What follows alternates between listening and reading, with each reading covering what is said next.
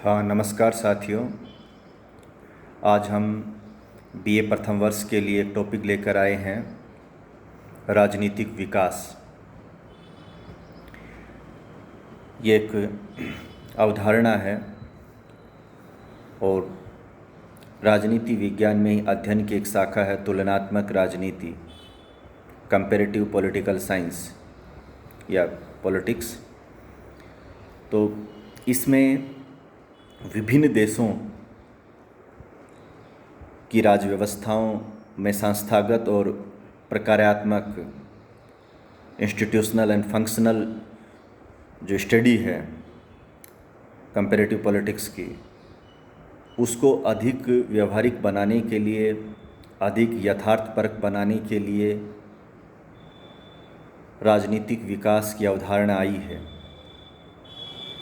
आधुनिक राजनीतिक सिद्धांत में ऐसी और भी अवधारणाएं हैं जिनमें राजनीतिक संस्कृति है, राजनीतिक समाजीकरण है, राजनीतिक आधुनिकीकरण है और राजनीतिक विकास है। इन सब अवधारणाओं का या जो उपागम है, इनका एक ही महत्व है कि तुलनात्मक राजनीति के अध्ययन को सही बनाना, उसको अधिक वास्तविक बनाना। क्योंकि अगर हम दुनिया भर की राजव्यवस्थाओं में ये तुलना करते हैं और ये बताते हैं कि अमुक देश राजनीतिक रूप से विकसित देश है, अमुक पिछड़ा देश है, तो ये सब कह रहे होते हैं तो हमारे कुछ पैमाने सेट होते हैं। उसी आधार पर हम किसी को उत्कृष्ट, किसी को सही या किसी को कमज़ोर साबित कर रहे होते हैं। जैसे हर वर्ष मानव विकास सूचकांक जारी होता है कि भाई कहाँ जो ह्यूमन डेवलपमेंट है वो सबसे ऊपर है, कहाँ नीचे है। तो वो सब कैसे होता है? भाई हमने उसमें मापदंड तय कर रखे हैं कि भाई शिक्षा का स्तर क्या है, प्रति व्यक्ति आय क्या है, स्वास्थ्य का स्तर क्या है। तो इन 2-3-4 मापदंडों को लेकर हम दुनिया भर में स्टडी करते हैं, राजनीतिक जो विश्लेषक हैं, शोधकर्ता हैं, और उसके आधार पर वो दुनिया का एक जो कंपैरेटिव स्टडी है वो प्रस्तुत करते हैं कि कौन देश मानव विकास में बेहतर है। इसी तरह राजनीतिक जो विकास है दुनिया भर में, कि किस देश की राजव्यवस्था है वो विकसित है, किस देश की व्यवस्था विकसित नहीं है या अर्ध विकसित है, तो इन सब की स्टडी के लिए ही ये उपागम आया है। तो पहले तो आपसे ये पूछा जा सकता है कि भाई राजनीतिक विकास उपागम का महत्व क्या है। तो हमने अभी बताया है कि राजनीतिक विकास उपागम का महत्व तुलनात्मक राजनीति को अधिक यथार्थपरक बनाना है। दूसरी बात आती है कि तुलनात्मक राजनीतिक विकास है क्या। तो जब हम राजनीतिक विकास की बात करेंगे तो उससे हमारा अभिप्राय है कि हम किसी भी देश की जो राजनीतिक व्यवस्था है उसमें उदार लोकतांत्रिक मूल्यों का आ जाना, समावेशित हो जाना ही राजनीतिक विकास है। हम दोबारा से बता रहे हैं, किसी भी देश की राजनीतिक व्यवस्था में उदार लोकतांत्रिक मूल्यों का समावेश हो जाना, लक्षण मौजूद हो जाना राजनीतिक विकास कहलाता है। फिर बात आती है कि उदार लोकतांत्रिक मूल्य क्या हैं। तो उदार लोकतांत्रिक मूल्य का मतलब है लोकतंत्र का जो उदारवादी मॉडल है उसका दुनिया भर में स्थापित हो जाना। अब बात आती है कि लोकतंत्र का उदारवादी मॉडल क्या है। तो आज जो भी हम यूरोपीय देशों में या अमेरिका में या भारत, इन देशों में जो हम लोकतंत्र का मॉडल देख रहे हैं वो उदार लोकतंत्र का ही मॉडल है, जिसमें विधि के शासन की बात की जाएगी, धार्मिक सहिष्णुता की बात की जाएगी, महत्वपूर्ण जो पद हैं उनके संस्थानीकरण की बात होगी, शक्तियों का विकेंद्रीकरण होगा, राजनीतिक सहभागिता की बात होगी। तो ये सब जो बातें आती हैं जिनमें हाँ एक व्यक्ति को अधिकार दिए जाएंगे और वो अधिकार उसके राज्य के विरुद्ध भी होंगे। न्यायपालिका को इतना जो पावरफुल बनाया जाएगा और इतना निष्पक्ष स्वतंत्र बनाया जाएगा कि वो किसी भी व्यक्ति को गलत काम के लिए सज़ा दे सके। तो ये सब बातें उदार लोकतंत्र का हिस्सा है। और भी कुछ बातें जुड़ सकती हैं, लेकिन मैंने मोटी मोटी बात आपको बताई है। तो किसी भी राज्य व्यवस्था में इन सब का आ जाना है, वो इस बात का प्रमाण है कि उस राज्य व्यवस्था में, उस देश में राजनीतिक विकास है, वो आ गया है। तो राजनीतिक विकास की अवधारणा से जुड़े कई विचारक हैं, लेकिन उनमें दो विचारक बड़े महत्वपूर्ण हैं। एक लुसियन पई हैं, एक गैब्रियल आमंड हैं। लुसियन जो पई हैं, उनकी पुस्तक है aspects of political development. Gabriel almond हैं, उनकी पुस्तक है पॉलिटिक्स ऑफ डेवलपिंग एरियाज, जिनमें उन्होंने अपने अपने मॉडल दिए हैं। तो परीक्षा में ये पूछा जा सकता है कि राजनीतिक विकास क्या है और राजनीतिक विकास पर लुसियन पई का मॉडल क्या है। तो जब हम लुसियन पई के मॉडल की बात कर रहे हैं, तो लुसियन पई ने अपनी पुस्तक एस्पेक्ट्स ऑफ पॉलिटिकल डेवलपमेंट में राजनीतिक विकास के 3 लक्षण बताए हैं। वो ये कहता है कि किसी भी जगह आपको राजनीतिक विकास को देखना है, मापना है, तो इन 3 चीज़ों को देखना है। वो जो उन्होंने पैमाने या लक्षण, जिसे सिंड्रोम कहते हैं एक तरह से, वो है, एक समता है, दूसरा क्षमता है और तीसरा विभेदीकरण है। समता से अभिप्राय है समानता से है, अर्थात जिस देश में विधि के समक्ष सभी लोग समान हैं, किसी को विशेषाधिकार मिले नहीं हैं, या समाज में और सत्ता में साझेदारी के मार्ग में कोई दूसरी तरह की कोई अवरोध नहीं है, कोई विभेद नहीं है, सभी लोगों को समान मताधिकार, सार्वभौमिक वयस्क मताधिकार प्राप्त है, सभी को सत्ता में साझेदारी के बराबर अवसर हैं, तो हम ये कह सकते हैं कि भाई वहाँ राजनीतिक विकास का एक लक्षण यानी कि समता तो है। दूसरी बात आती है कि क्षमता से अभिप्राय है कैपेसिटी। ये कैपेसिटी राज व्यवस्था की देखी जाती है, और राज व्यवस्था की कैपेसिटी इस रूप में देखी जाती है कि वो राज व्यवस्था के पास समाज से मांगें आती है, लोगों की अभिलाषाएं आती हैं, इच्छाएं आती हैं। वो मांगें कई बार अच्छी भी हो सकती हैं, कई बार गलत भी हो सकती हैं।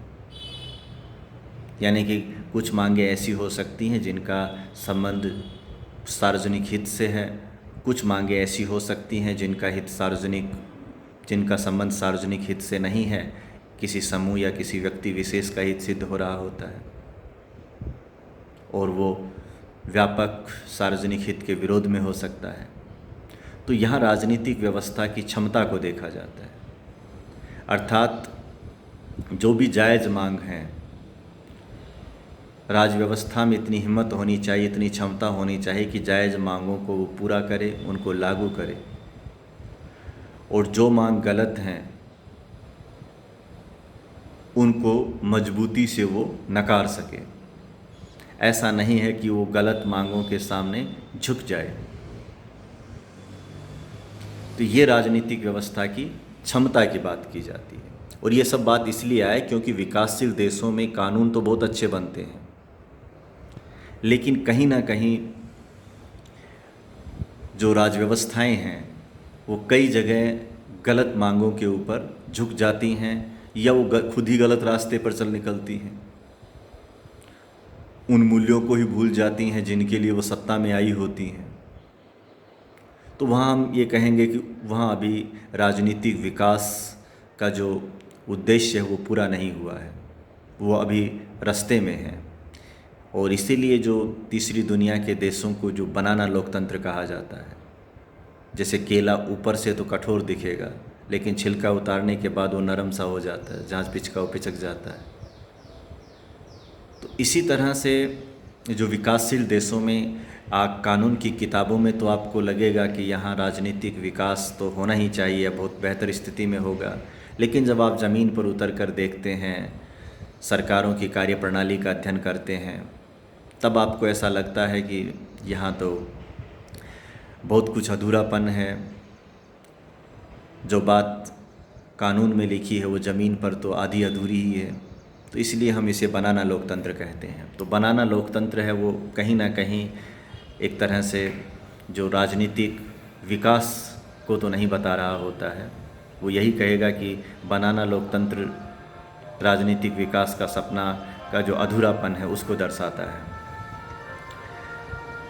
राजनीतिक विकास का जो लुसियन पई का मॉडल है उसमें उन्होंने जो तीसरा लक्षण बताया है वो विभेदीकरण का बताया है। विभेदीकरण से उनका अभिप्राय दो रूपों में है। एक तो है कि संस्थाओं का अलग अलग होना, जैसे कार्यपालिका का अलग होना, व्यवस्थापिका का अलग होना, न्यायपालिका का अलग होना, ये बात आती है विभेदीकरण में।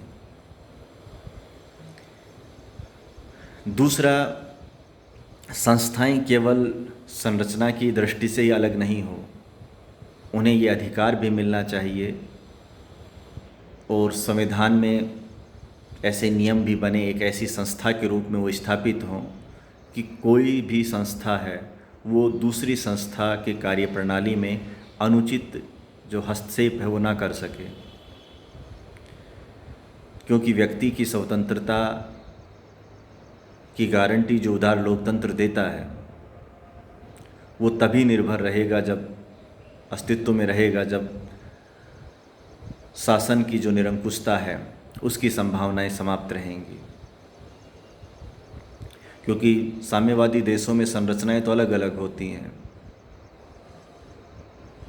चाइना में भी न्यायपालिका अलग है, व्यवस्थापिका अलग है, कार्यपालिका सब अलग ही हैं, लेकिन एक साम्यवादी दल का प्रभुत्व का एक ऐसा वहाँ स्पार्क प्लग टाइप में हो गया है कि जहाँ सब कुछ वहीं से निकलता है। तो प्रकार्यात्मक या फंक्शनल लेवल पर वो संस्थाएं बहुत बेहतर नहीं हैं। तो जो उदार लोकतंत्र में या राजनीतिक विकास के इस मॉडल में इस बात पर बहुत बल दिया जाता है कि संरचनाएं भी हों और संरचनाएं की जो कार्यप्रणाली है उसमें भी उनका जो सेपरेशन है वो दिखे। तो ये तीन बातें लुसियन पई ने कही हैं। तो ये मॉडल उसका पूछा जाता है। राजनीतिक विकास की अवधारणा से लुसियन पई का बहुत गहरा रिश्ता है। अब हम बात कर रहे हैं कि राजनीतिक विकास के चरण क्या होते हैं, जो स्टेजेज ऑफ पॉलिटिकल डेवलपमेंट। दरअसल जो राजनीतिक विकास है वो किसी भी राज व्यवस्था में एक झटके में नहीं आता है। भारत के मामले में हम देखते हैं कि भारत का अपना एक संवैधानिक इतिहास रहा है। औपनिवेशिक काल से संस्थाओं का विकास शुरू हो गया था और आज भी चल रहा है। तो कहने का अभिप्राय यह है कि जब हम किसी देश को राजनीतिक रूप से एक विकसित देश कहते हैं तो हकीकत में उसे एक लंबे अरसे के बाद वो दर्जा हासिल होता है। किन किन चरणों से गुजरते हैं, तो राजनीतिक विकास के जो स्टेज हैं, चरण हैं, उनमें सबसे जो महत्वपूर्ण बात कही है वो एक विचारक हैं ऑर्गेन्सकी। उनकी पुस्तक का नाम ही है स्टेजेज ऑफ पॉलिटिकल डेवलपमेंट। तो उन्होंने ये बताया है कि राजनीतिक विकास की जो रास्ता क्या है, वो पहले कौन सा स्टेज आता है, फिर कौन सा स्टेज आता है, उन पर बात हुई है। तो पहले जो वो बताते हैं कि आदिम एकीकरण की राजनीति है। आदिम एकीकरण की राजनीति का मतलब है कि पहली बार जब राज्य का निर्माण हुआ, जो प्राकृतिक अवस्था में घूम रहे मानव ने सबसे पहले राजनीतिक इकाई में आना स्वीकार किया, तो वो वहाँ से राजनीतिक विकास का पहला चरण था, आदिम एकीकरण की राजनीति। फिर औद्योगिकरण की राजनीति हुई, यानी कि जब उद्योग धंधे लगे, औद्योगिक विकास हुआ, तो उसके बाद राजनीतिक रूप में भी परिवर्तन आया, सामाजिक रूप में भी परिवर्तन आया। तो लोग अधिक जो अधिकार की मांग करने लगे, तो वो आदिम एकीकरण से आगे का जो स्टेज होता है। फिर वो बात करते हैं कि राष्ट्रीय लोक कल्याण की राजनीति। राष्ट्रीय लोक कल्याण की राजनीति का मतलब है कि सरकारें हैं वो जनता के कल्याण के लिए काम करने लगती हैं। और जो सबसे हाईएस्ट स्टेज है राजनीतिक विकास का, जहाँ एक तरह से ऑर्गेन्स्की के हिसाब से तो जो पॉलिटिकल डेवलपमेंट आ गया है, वो है समृद्धि की राजनीति। समृद्धि की राजनीति का मतलब है कि एक ऐसी राजनीतिक स्थिति जिसमें लोगों की बराबर सत्ता के साथ भागीदारी हो, और जो सरकार है वो जनता के प्रति गहन रूप से जिम्मेदार हो, उत्तरदायी हो, और एक सुसंपन्न समाज का निर्माण हो जाता है। तो ऑर्गेन्स्की के हिसाब से ये स्थिति बहुत से यूरोपीय देशों में है, अमेरिका, कनाडा।